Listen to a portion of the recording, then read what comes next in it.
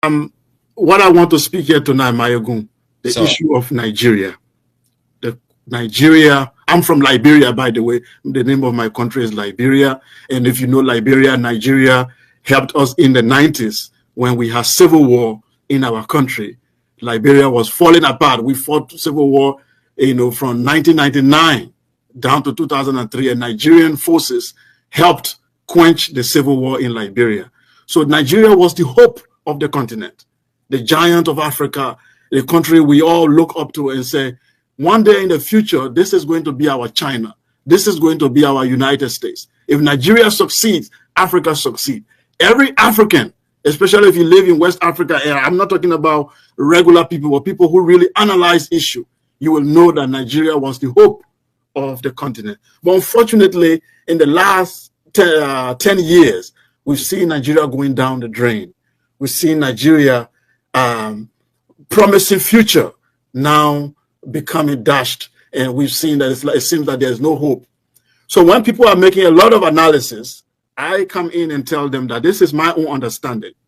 The problem in Nigeria is a summary of what is happening in all of African countries, which is number one, the way we got independence, the institutions that we inherited were not decolonized. It's like the colonial masters made a deal with people we call freedom fighters, and they replaced them. They just replaced the white Oyibo with our black brothers who continue the colonial legacy. And I will give you an example. Your police is a typical colonial police. During the colonial era, the police was meant to protect the colonial elite. The police was there to beat up the people, subdue them, and terrorize them to protect the colonial masters. That's what the African police do now. That's what the Nigerian police does. The elite of the colonial era, they were bourgeoisie who lived in Africa, but then their real home is London. Their hospital is Paris. When the colonial masters get sick, they take them to Lisbon, they take them to Paris, they take them abroad to go to get treated in what they call the metropole. And the Africa was the farm, was the place they work, was where is where you extract the natural resources. The London is where you go to enjoy it. Our elite are following the same pattern. The educational institutions were designed to make the colonial masters to look like saviors and tell the people who have been exploited to appear as if they are being indebted. They have to be grateful to the colonial masters for giving them education. Why that education was actually a miseducation. If you watch our education today, it followed the same pattern. The religion was created to pacify the public in order for them not to stage a revolution. The colonialists were in bed with the religious masters. They tell the people to calm down. In fact, our traditional rulers, some of them were compromised. Those of them who refused to compromise were removed from their throne.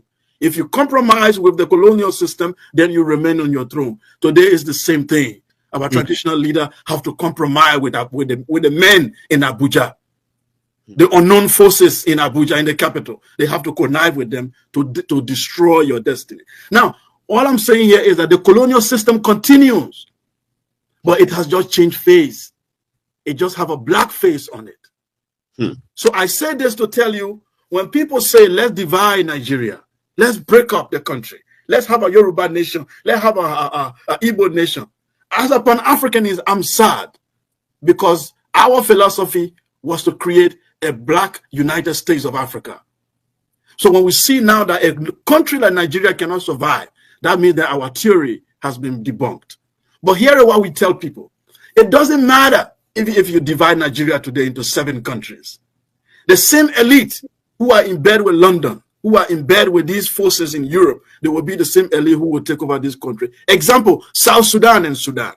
Did South Sudan become better after they broke out from Sudan? I don't think so. Many countries are broken up in Africa after independence, but it was the same elite who were transported to the new country. The main people who wanted actual freedom were killed, were removed.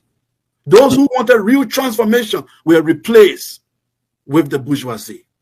Then the second thing I want to say, the forces, the internal forces that are working in African countries are against the people. If you look at Nigeria very well today, you can determine the future of Nigeria by looking at the forces that are controlling Nigeria. What are these internal forces? One, the religious group. I grew up in northern Nigeria. I went to school there. I was born a Muslim. I studied the Quran. I went to, if you have been to Niger State, Mina, if you know the institution called RET, Islamic Education Trust in Mina, controlled by Sheikh Ahmed Lemu. Those are the people that brought me up. They gave me scholarship. I went to that school in New Horizons College. I graduated there. I learned the Quran. I was a Muslim until I started traveling, and I decided to put religion aside. What I saw in northern Nigeria is that these people were colonized twice. They were first colonized by the Sokoto Caliphate through the Islamic Revolution. They were still under that colonialism, then the British colonialism came. So they are not in alignment with you in the South. You don't understand. They are operating under two influences of colonial culture that they have inherited. One, they inherited an extreme version of Islam called Wahhabism, which even Saudi Arabia is trying to abolish and embrace modernity. This northern Nigeria inherited an archaic, outdated Islamic view that came from Baghdad and Saudi Arabia those days. They inherited it, and it is very much entrenched in their culture. They do not believe in Nigeria as long as they are not on top. As long as Islam, though, for them, the vision for Nigeria is for Islam to triumph. That's the understanding for them. The destiny of Nigeria must lean toward Islamic revolution. That is the elite, the agenda. I'm not talking about the ordinary people on the street. They don't know what's going on. But the elite, that was the thinking of Usman Dan Fodio. That was the thinking of Sir Amadou Bello. That was the thinking of all this elite that came up. They designed, when they took over the army, you don't understand why they influenced the army in Nigeria. Their vision is to lead what Islamic revolution. Now, for you guys in the South, you had only one colonialism, which is the European. That's why there are people, Chris, John, Johnson. When you are tired of European colonialism, you fall back to your culture. They don't have no culture to fall back to. They only have Islamic extremism to fall back to when they are angry. That's why every riot in the North take an Islamic tone.